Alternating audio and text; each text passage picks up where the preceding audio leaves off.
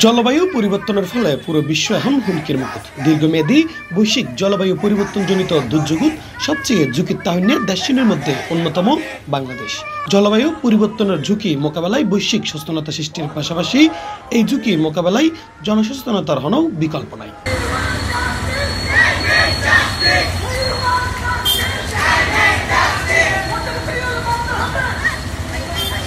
এর মধ্যে এপ্রিলের 19 তারিখ বিকেলে নগরীর সিআরবি এলাকাত জলবায়ু পরিবর্তন রোধে আন্দোলন করে বেশ কিছু সামাজিক সংগঠন।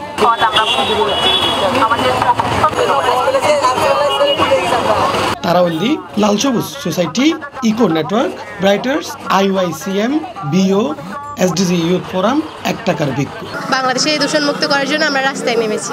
জলবায়ু পরিবর্তনের কারণে যে তাপদাহ সৃষ্টি হয়েছে, যা আমাদের বেঁচে থাকার জন্য হুমকি। আমরা পরবর্তী প্রজন্মকে এই আন্দোলনের মাধ্যমে সুস্থ ও সুন্দর পৃথিবী গড়ার জন্য উদ্বুদ্ধ করতে চাই। আরব কান্ট্রি যদি বলা যায়, আরব কান্ট্রি দেখা যাচ্ছে ওখানে বন্যা হয়ে বৃষ্টি হয়ে উল্টে যাচ্ছে দেশগুলো, কিন্তু যেখানে হওয়ার কথা সেখানে হচ্ছে না, অন্য দেশে হচ্ছে। এগুলো হচ্ছে জলবায়ু পরিবর্তনকারী। যদি এভাবে হতে থাকে তাহলে দেখা যাবে অনেক দুর্যোগ একটা আসতে চলতেছে আমাদের দেশে। ফ্রাইডে ফর ফিউচার 150টি দেশের সাথে সামঞ্জস্য রেখে আজকে আমরা চট্টগ্রামে বাণিজ্যিক নগরীতে লাল সবুজ, ব্রাইটার, ইকো নেটওয়ার্ক সহ অনেকগুলো সংগঠন একত্রিত হয়েছি, যাতে করে জীবাশ্ময় জ্বালানি বন্ধ করা যায় এবং জলবায়ুর ন্যায্য অধিকার আমরা নিশ্চিত করতে পারি। যেডে বৃষ্টি বের হতা এডে বৃষ্টি নেই, আবার যেডে বড় কোনো বৃষ্টির রেকর্ড নেই এডে ওইজারগুই বন্যা। জালইরে বড় দুশ্চিন্তাত সস্তন্ন হয়। সামাজিক সংগঠনের পাশাপাশি আজিয়ে আন্দোলনত অংশ নেয় চট্টগ্রাম দক্ষিণ জেলা আওয়ামী লীগের সাধারণ সম্পাদক মফিজুর রহমান, চট্টগ্রাম বিশ্ববিদ্যালয়ের উদ্ভিদ বিজ্ঞান বিভাগের প্রাক্তন চেয়ারম্যান উদ্ভিদ বিজ্ঞানী professor doctor M.A. Gafur, Chittagong বন্দর কর্তৃপক্ষের প্রাক্তন সদস্য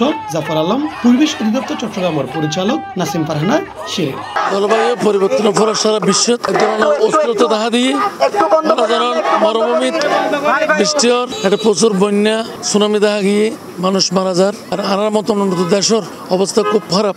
জাতিসংঘ যে জলবায়ু তহবিল দিবের হতা আছিল, এবার বাইডেনের আগে যে সরকার আছিল ট্রাম্প অস্বীকৃতি জানাইয়ে, বর্তমান বাইডেন স্বীকৃতি জানাইলেও কিন্তু যেভাবে উন্নত দেশ হল যারা জলবায়ুর ক্ষতিগ্রস্ত জাতিসংঘের সহায়তা গ্রহণ দরকার, তারা কিন্তু অনুযায়ী সহায়তা করার বর্তমান বিশ্বর ভবিষ্যৎ, মানুষের ভবিষ্যৎ খুবই ভয়াবহ অবস্থা।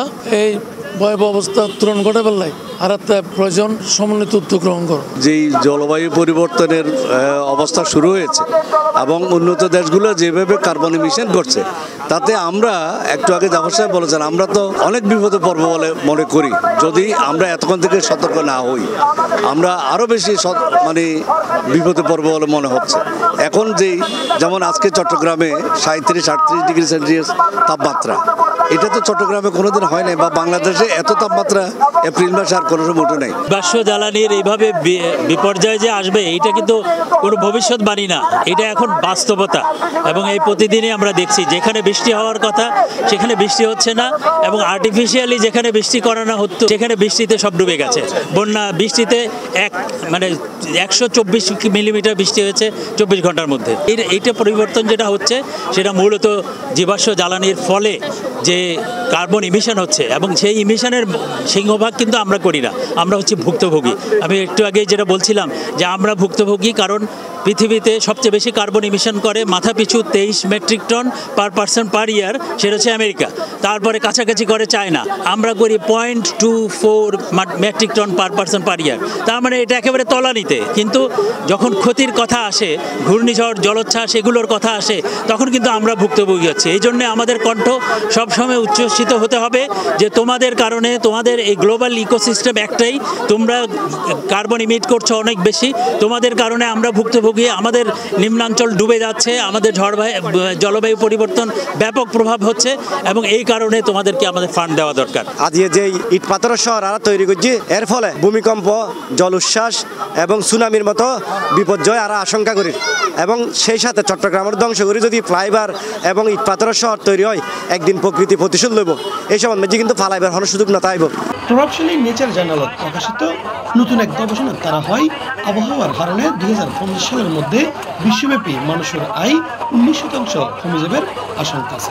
আর্থিক এই ক্ষতি শুধু সরকার ও বড় বাণিজ্যিক সংস্থার মধ্যে সীমাবদ্ধ না, তাই ব্যক্তিগত প্রভাব ফেলবে।